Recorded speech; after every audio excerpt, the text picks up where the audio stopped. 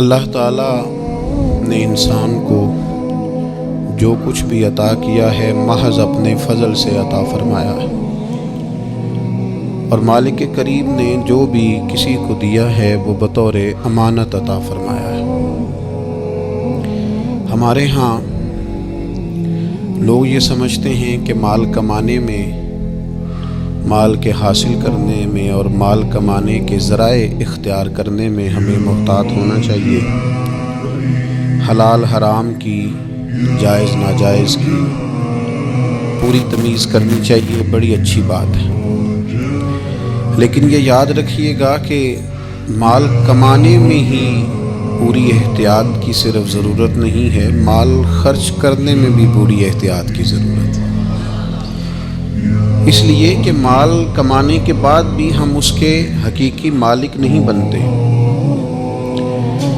رزق حلال اور طیب طریقے سے جمع کرنے کے بعد بھی ذمہ داری ہے کہ اس کو کہاں خرچ کرنا ہے، کس ترتیب سے خرچ کرنا ہے۔ قرآن مجید فرقان حمید ارشاد فرماتا ہے کہ تمہیں کھانے پینے سے منع نہیں کرتے، لباس پہننے سے منع نہیں کرتے، لیکن اس میں اسراف سے، بے جا خرچ کرنے سے، فضول جگہ پہ لگانے سے منع کرتے۔ وَكُلُوا وَاشْرَبُوا، کھاؤ پیو، وَلَا تُسْرِفُوا، بس اسراف نہ کرو، فضول خرچی نہ کرو، اور وَلَا تُسْرِفُوا کا معنی فاضل بریلوی نے کیا کہ حد سے نہ بڑھو۔ کھاؤ پیو لیکن حدود کے اندر رہ کر یہ کام کرو۔ کیوں کہ اِنَّهُ لَا يُحِبُّ الْمُسْرِفِينَ، بے شک اللہ تعالیٰ حد سے بڑھنے والوں کو، بے جا خرچ کرنے والوں کو، فضول خرچی کرنے والے کو اللہ پسند نہیں کرتا۔ جس طرح سے یہ ذمہ داری اور یہ نقطہ بڑا حساس ہے کہ مال کو کیسے کمانا ہے، اسی طرح اس حساسیت کو بھی سمجھنے کی ضرورت ہے کہ جائز طریقے سے کمایا ہوا مال، جس کو اللہ نے اپنے فضل سے ہمیں عطا فرمایا ہے، اس کو خرچ کرنے میں بھی نہایت احتیاط کی ضرورت ہے۔ نبی اکرم صلی اللہ تعالیٰ علیہ وسلم نے قیامت کے جو سوالات گنوائے ہیں نا، ان میں حضور نے بتایا ہے ہمیں کہ ایک سوال اللہ قیامت کے دن تم سے یہ پوچھے گا کہ مال کہاں سے کمایا، اور یہ بھی پوچھے گا کہ خرچ کہاں کیا تھا۔ اس لیے کہ تم کوئی حقیقی مالک تو ہی نہ بن گئے۔ ہمارے ہاں بے جا اسراف، فضول خرچی،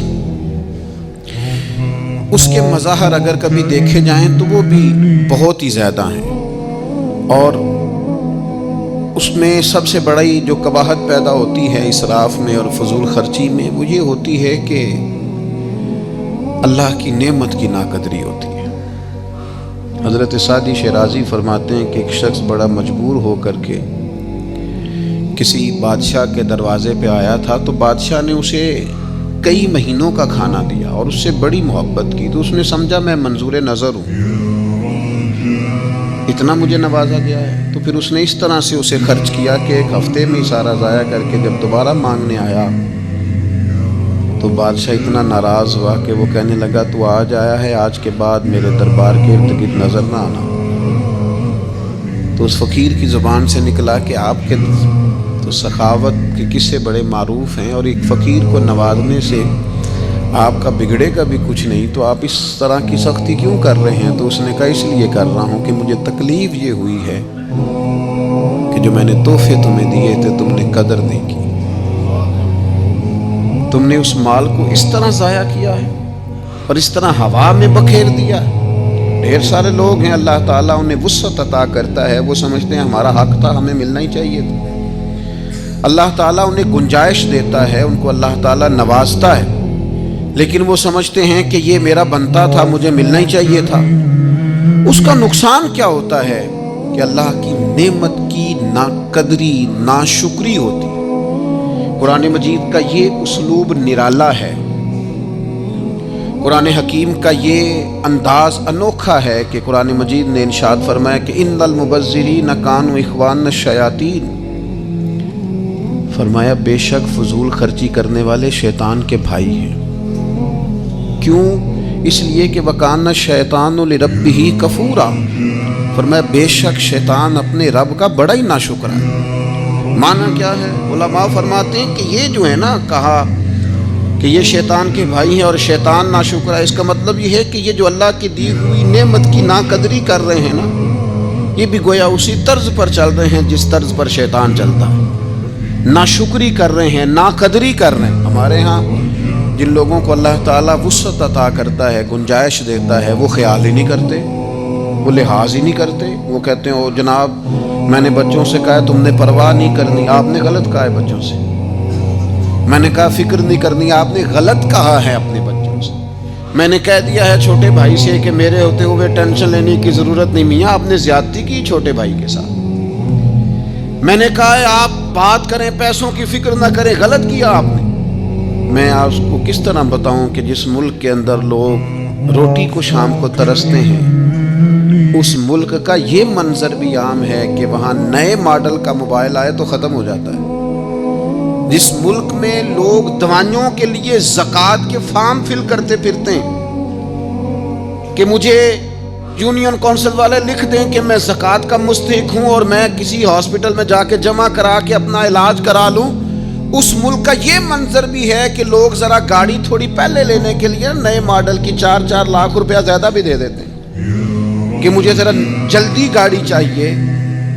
نبی اکرم صلی اللہ تعالی علیہ وسلم گھر تشریف لائے، ابن ماجہ میں موجود ہے، سید عائشہ صدیقہ فرماتی ہیں روٹی کا ایک ٹکڑا زمین پہ گرا ہوا تھا، کریم نے اٹھایا اور حضور فرمانے لگے عائشہ اس کی قدر کرو، رزق جس گھر سے ناراض ہو جاتا ہے دوبارہ پلٹ کے نہیں آتا، اس کی قدر کرو، اس کا خیال کرو۔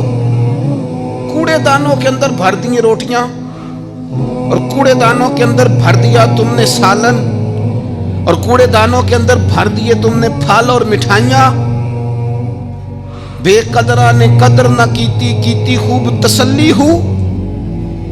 اور میرے عزیز اپنی زندگی میں چیزوں کی قدر کرنا سیکھیں، انسانوں کی قدر کرنا سیکھیں، اپنوں کی قدر کرنا سیکھیں۔